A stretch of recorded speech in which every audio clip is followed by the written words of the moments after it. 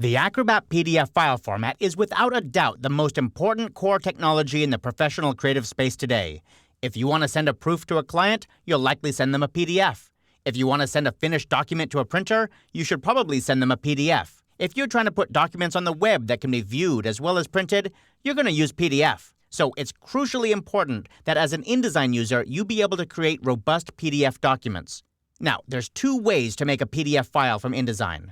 First, you could print PostScript to disk from the Print dialog box and then use Acrobat Distiller to turn it into a PDF file. That's what I call the ridiculously archaic method that we used back in the 20th century. Instead, I'm going to focus on the 21st century method, and that is to go to the File menu and choose Export. InDesign lets you export PDFs directly out of the program. You don't have to use any other software. And the PDFs that you get are much higher quality than the ones you used to get anyway. When you have the Export PDF dialog box open, you can name your file and choose where you want to save the PDF. Then, you have to choose from two different PDF formats. Down here in the Format pop-up menu, you'll see PDF Interactive or PDF Print.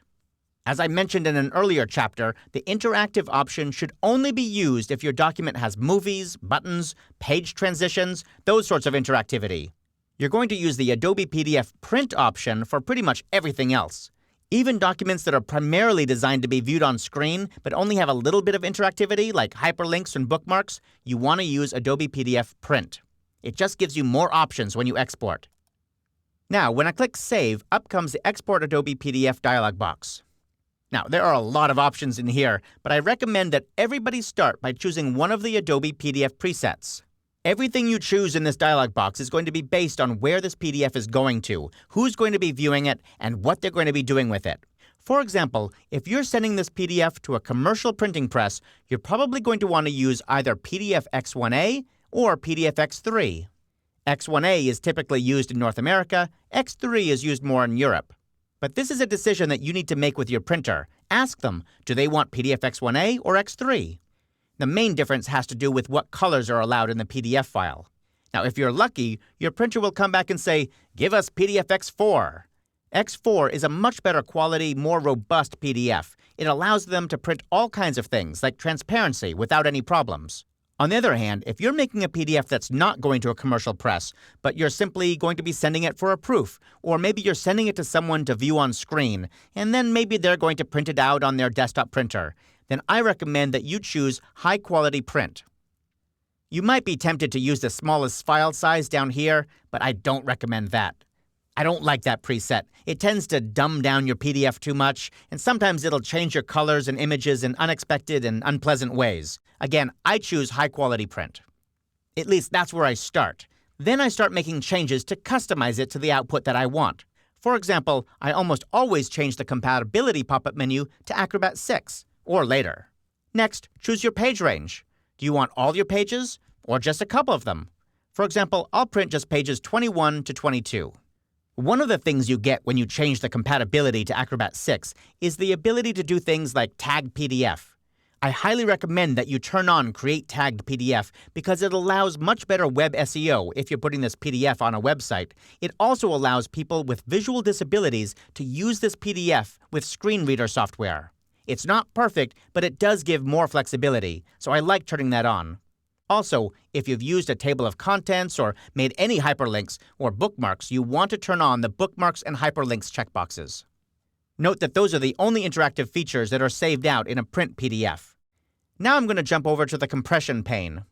I'm going to make a few changes here. Because this is a PDF that I'm going to be putting on a website, and I'm expecting most people to see it on screen, maybe some of them will print it, I'm almost certainly going to lower the resolution here.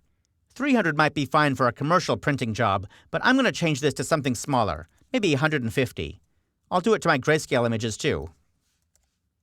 The other thing I'm going to do is change the image quality to medium. That's going to make the PDF much smaller when I export it. Again, a commercial job, I'd want to leave it set to maximum, but for a web PDF, I leave it set to medium. Over here in the Marks and Bleed pane, I can choose whether to turn the marks on or off. You typically would not have these turned on for a PDF that was for web viewing, of course. But if we're sending this to a commercial printing press, I'd want to ask them, do you want crop marks? Do you want registration marks? And so on. Most printers who are receiving PDFs don't want those things, but definitely check with them. Now, certainly, if you're printing a document that has bleed, like this document does, then you want to turn on the Use Document Bleed settings. Again, that's if you're going to a commercial printing press. If you're just putting this on screen, then you definitely don't want to have that checkbox on. You want it to be cropped off right at the edge of the page. I'm going to leave this turned off right here. Next, I'm going to visit the Output pane. This pane is all about what's going to happen to the color in your documents. Now, if you're making a PDF that's primarily for on-screen viewing and maybe printing on a desktop printer, then you want to use this setting. No color conversion, but include your tagged source profiles. It means your RGB files will be included, your CMYK files will be included. Everything should print out as nicely as possible. It's going to be safe. If you're going to be printing to a commercial printing press, then you might want to change this. For example, I often use RGB images, color images from Photoshop in my files, but I almost never send those to a printer. Instead, I change my color conversion setting to Convert to Destination, Preserve Numbers. And then I choose my CMYK destination from the Destination pop-up menu. By default, I get this US web-coded swap, but I tend to get better results when I'm printing on coated paper by using coated Grackle. Let's scroll up here and choose that. Or if I'm printing on uncoated stock, I'd rather use something like this uncoated foie gras. Now in this case, you definitely want to leave the profile inclusion policy to include destination profile. So again, this is good for sending final output to a printing press. But in the instance where we're just putting something on the web or just sending a proof, I don't use that. I just come back up here and say no color conversion, and I do want to include all tagged source profiles. Now, there is actually one more option that you might want to choose here.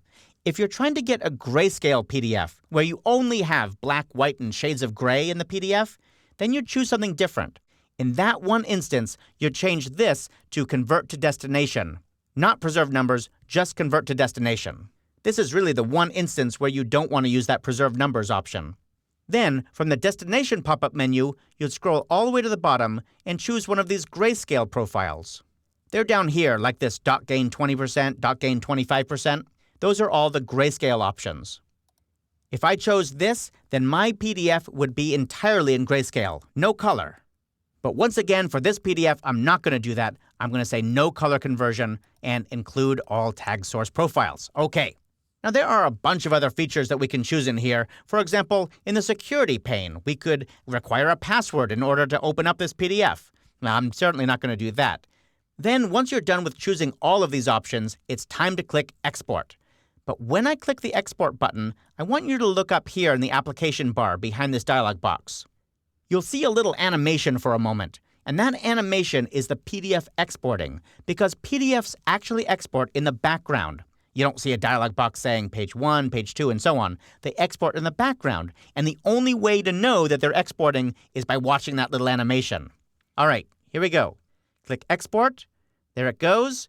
It exported that PDF, and now I want to go open it in Acrobat. I'll switch to my desktop. There's the PDF. I'll double-click on it to open it in Acrobat, and we can see there's my PDF. Looks great. Making PDF files isn't difficult at all from InDesign. What is sometimes difficult is making the right decisions for the quality that you're trying to achieve.